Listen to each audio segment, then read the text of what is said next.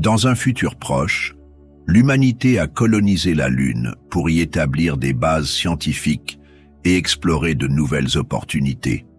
Mais lorsque d'étranges anomalies commencent à perturber la vie des colons, une jeune botaniste nommée Naya se retrouve plongée dans un mystère qui dépasse l'entendement.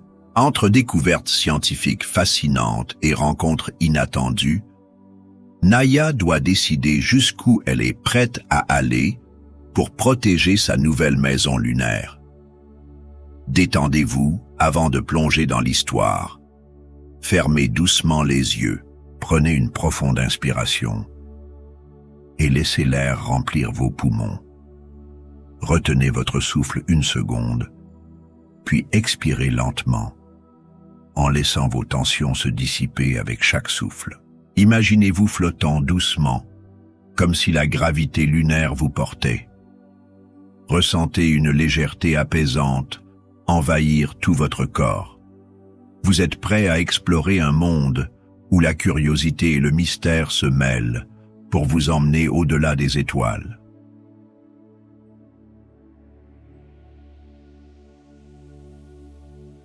Une vie dans la poussière d'étoiles. La base lunaire Alpha était un bijou technologique à la surface blanche et criblée de cratères de la Lune. Sous son dôme protecteur, les humains vivaient, travaillaient et rêvaient. Naya, une botaniste, passionnée par les plantes adaptées à cet environnement extrême, passait ses journées dans la serre. C'était un lieu magique, où des fougères lumineuses et des vignes aux feuilles argentées ondulaient doucement sous la lumière artificielle. Mais, ce matin-là, un frisson d'inquiétude perturbait sa routine. Une série d'étranges anomalies électriques avait secoué la base ces derniers jours, provoquant des coupures de courant et des perturbations dans les communications. C'est probablement juste une surtension solaire, lui avait dit un technicien. Pourtant, quelque chose lui disait que c'était plus que cela.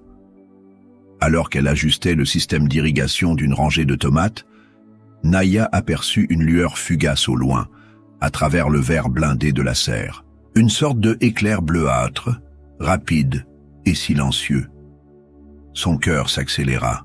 « Qu'est-ce que c'était ?» murmura-t-elle. Le reste de la journée passa sans incident. Mais l'étrange vision restait gravée dans son esprit. Lorsqu'elle confia son observation à son ami Liam, un ingénieur en robotique, il haussa les épaules. Probablement une réflexion de la lumière. Tu sais à quel point le vide lunaire peut jouer des tours. Mais son sourire rassurant ne suffit pas à dissiper son malaise. Cette nuit-là, alors que la base plongeait dans son cycle nocturne, Naya fut réveillée par une alarme stridente. Enfilant rapidement sa combinaison, elle rejoignit les autres dans la salle de contrôle. Sur l'écran principal, des graphiques dérangeants s'affichaient, montrant des fluctuations énergétiques hors normes autour de la base.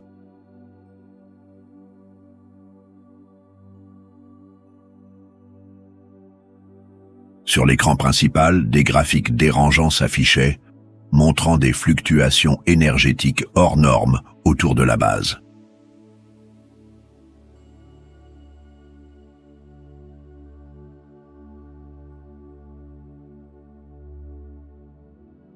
On dirait que quelque chose interfère avec nos systèmes, expliqua le chef de la base, le commandant Hartley. Mais on ne sait pas quoi. Une équipe doit sortir pour enquêter. Naya sentit un mélange d'excitation et de peur.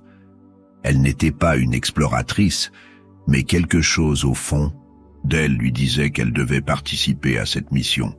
Le commandant acquiesça lorsqu'elle proposa son aide. « Tu connais la surface mieux que beaucoup ici, grâce à tes recherches sur les plantes lunaires. » Et ainsi, pour la première fois, Naya quitta la sécurité du dôme pour affronter l'immensité lunaire.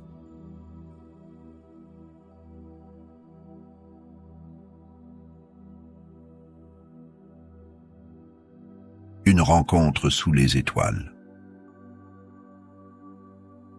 Le sol lunaire craquait doucement sous leurs bottes. Naya, Liam et 2 autres membres de l'équipe avançaient avec prudence, guidés par les instruments détectant les anomalies énergétiques. Le ciel noir était piqueté d'étoiles éblouissantes, et la terre brillait comme une promesse lointaine. L'épicentre est à environ 300 mètres devant nous, annonça Liam. Naya plissa les yeux. Dans le lointain, elle percevait une faible lueur bleutée, semblable à celle qu'elle avait aperçue dans la serre. Une étrange appréhension s'empara d'elle, mêlée à une curiosité irrépressible. Lorsqu'ils atteignirent la source de l'étrangeté, ils se figèrent. Devant eux, une structure cristalline émergeait du sol, iridescente sous la lumière des étoiles. Elle ressemblait à une fleur géante, ses pétales scintillant de nuances d'argent et de bleu. Mais cette chose était évidemment étrangère à la Lune et à la Terre. « Qu'est-ce que c'est ?» chuchota l'un des membres de l'équipe. Liam s'agenouilla pour analyser la structure avec un scanner portatif. Ce n'est composé d'aucun matériau connu. Et cette énergie, on dirait qu'elle pulse, comme si c'était vivant. Naya s'approcha lentement. Chaque fibre de son être lui criait de rester prudente, mais elle ne pouvait s'empêcher de tendre la main vers l'étrange fleur. Lorsqu'elle toucha l'une des pétales, une vague de chaleur et de lumière l'entoura. Elle ferma les yeux, submergée par des visions d'un monde inconnu, peuplé de créatures lumineuses et d'étendues cristallines. Puis tout disparut. Quand elle rouvrit les yeux, ses compagnons la regardaient avec stupeur. « Naya, tu brilles !» Elle baissa les yeux sur ses mains et vit une faible lueur émaner de sa peau. Avant qu'elle ne puisse répondre, la structure cristalline s'illumina intensément, projetant des ombres dans toutes les directions avant de s'effondrer dans un tourbillon de poussière scintillante.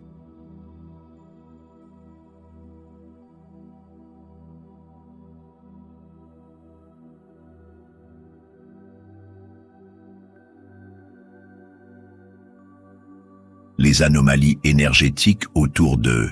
La base s'était éteinte avec la disparition de la structure.